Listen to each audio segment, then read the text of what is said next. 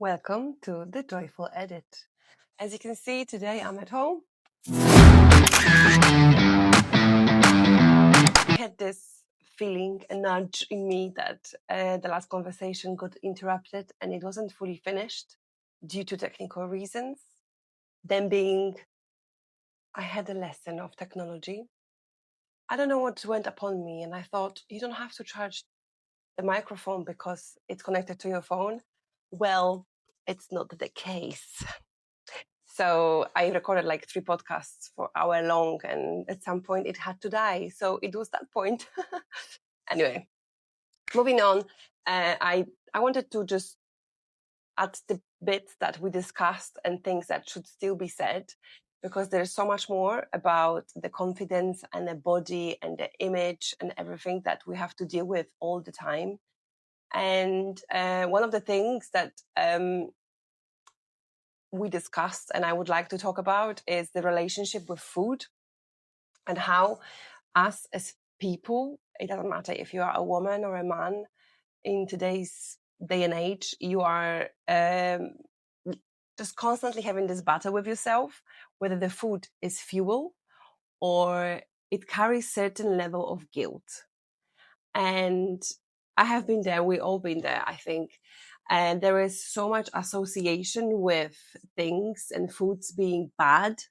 Like, I'm having a bad food day, I had a takeaway, it's bad.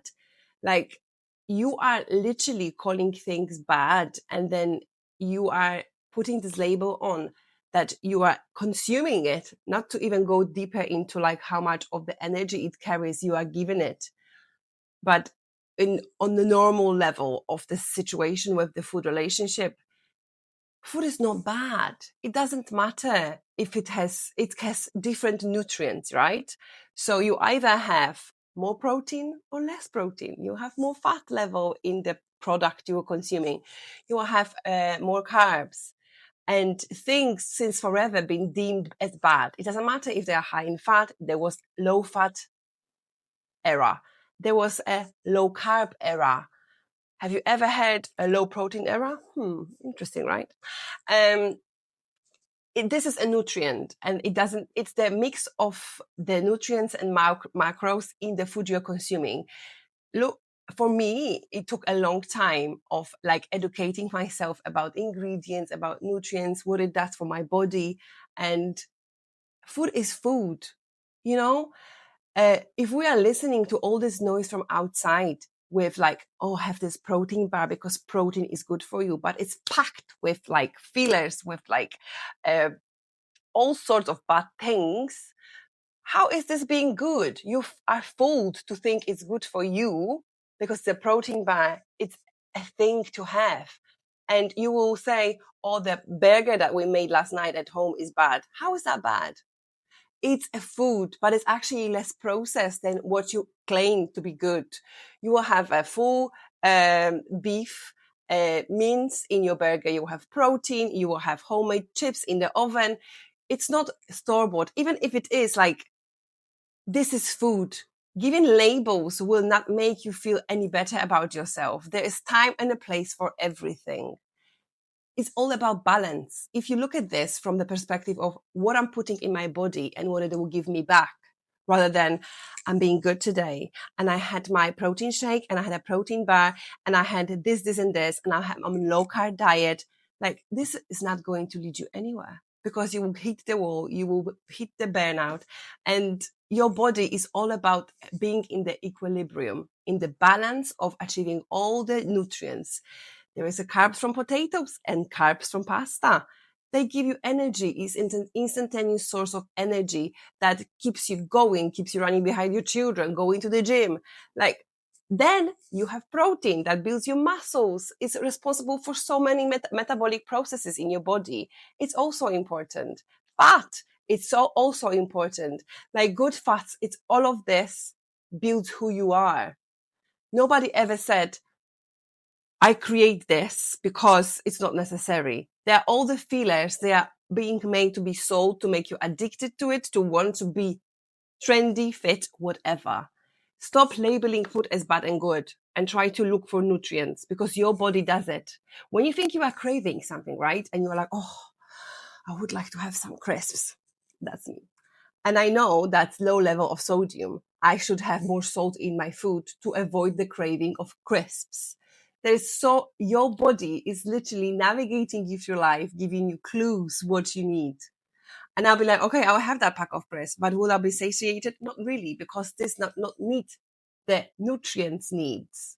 So just give yourself a little bit of grace and stop from today calling the food bad, because the industry wants you to be scared of foods, follow another diet, buy another program, and just go into this rabbit hole to find out in 2 months that actually now low fat is better than low carb. And I think it's very important to realize as women, and obviously men will go through this in different way, but as women, we go through menstrual cycle, right?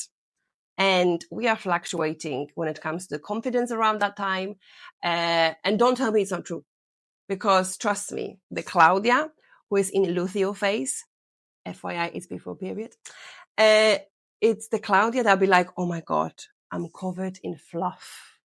I'm so round. The water retention is everywhere. My jeans are tighter. I want to eat my body weight in crisps and God knows what. And Claudia, who is ovulating, is the Claudia that is like, oh my God, look at me. I'm so snatched. Did I actually change over 2 weeks? Let's be realistic. It's all our perception of our bodies, of the water, of hormones and the changes. So be good to yourself. And I know I have to practice what I preach, but I know that once my period comes, the water goes down, I feel like I'm back again. So all of this, all the thoughts, all the dialogues and monologues, we will keep talking to each other like, oh, I feel so fat today. And then think when you are on your period soon or not.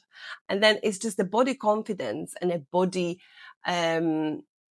like monologue you have with yourself in your head is so related to your hormonal state. How much sleep did you have? How much water did you drink? Did you have time for yourself? And all of a sudden, all those things, the little tick, tick, tick, tick, tick. And then you're like, you know what? Actually, I'm not much fatter than I was 2 weeks ago. It's just all in my head. Or it's just water retention.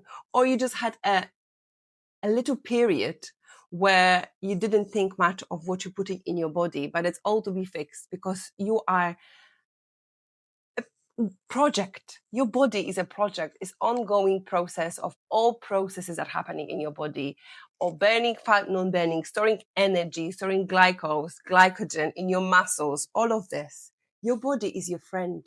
Your body is there to protect you, to keep you balanced, nutritionally completed, and strive. You just want to strive. And talking about the body that does for us, I think I had a greatest realization after having a child that put my mind to a completely different perspective. Like my body created a whole human being. Sorry. I actually created a human child that came out of my womb. And now this child is growing, breathing, and doing all sorts. And if that doesn't give you a little bit of a wow, thank you, body. I'm really grateful for you, because this body is breathing for you without you even thinking. It's burning energy to make your heart beating, the blood going, circulating, keeping your body warm and cold, and to sweat, all of those things. Like your body is so intelligent, and it's so much more than the packaging.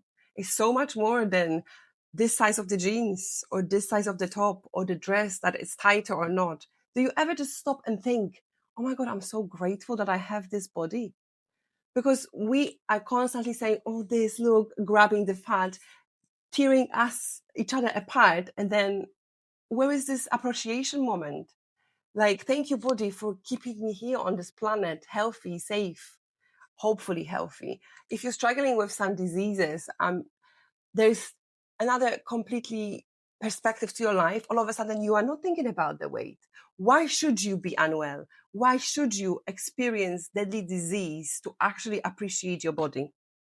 How about just don't wait for that? Hopefully it will not happen for you. How about just stopping here and saying, I'm so grateful for you keeping me healthy, for you letting me walk, lifting all those things, carrying my child, doing all the things, riding bikes, lifting things from the shelves in the shop, going for walks, climbing, jumping, dancing, all of those things that your body does for you. All you think of is the dress size or how you look in shorts.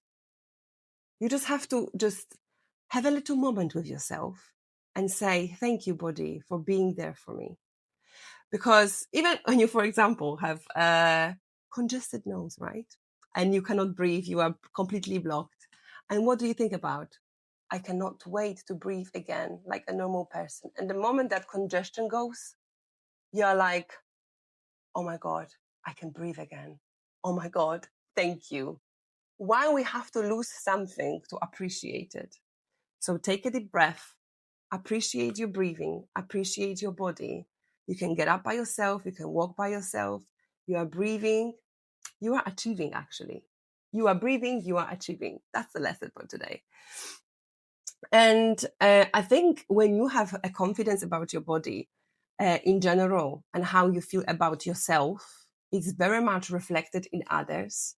So when it comes to like relationship, if you are in relationship with somebody, you live with them, they see so much more than you think. If you are talking bad about yourself and you have a low confidence day about your body, and you just wake up with the bad body image, and then you are just moping around, you feel like, oh, I just don't. You just walk around and you see yourself in the mirror and you're like, oh, I just don't feel good. Your partner will cut on this, trust me. But the moment you wake up and you are like, girl, I look slay today, he notices that, trust me. Because all of a sudden he's like, oh, hello. It's like the confidence is attractive, because when you feel that you are good enough, when you feel that you are worthy of being noticed and loved, and you appreciate yourself, others will appreciate you too. It's energy you're giving, like you are deserving to be loved, you are enough, and that's what you're going to receive. For example, I'm very like in awe of children and how they are like perceiving us and how they are reading the emotions. Because one day I just woke up and I wasn't feeling very good about myself, and I was wearing shorts, and my daughter somehow, I don't know how, I didn't speak about it. I'm very conscious about commenting about my body, so I didn't, of course. And then she was behind me and she saw me in those shorts and she said, oh, mommy, your bum bum is so pretty today. As if she knew I needed this. And I was like, oh, thank you, Naomi, it's so nice. And it was like touching because she felt that I needed this reassurance. And I think we need those little children in us to tell us those little comments every day, like, you look good today. I like your eyes, they look bright.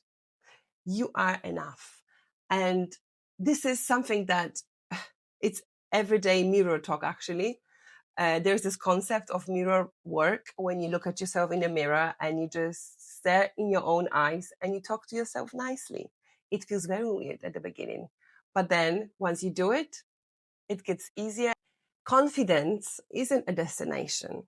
It's not something we will have and it will be with us forever. I think we are learning and it fluctuates and it's a journey. And I think it fluctuates just like us. We have our seasons, we have our moments, and we have to embrace it because we are humans and we are going to feel good and bad, but we just have to be in it and be grateful for every little thing that our body does for us. So today's edit is about editing our self-talk and realizing that our confidence is not a destination. It's a journey. Love you.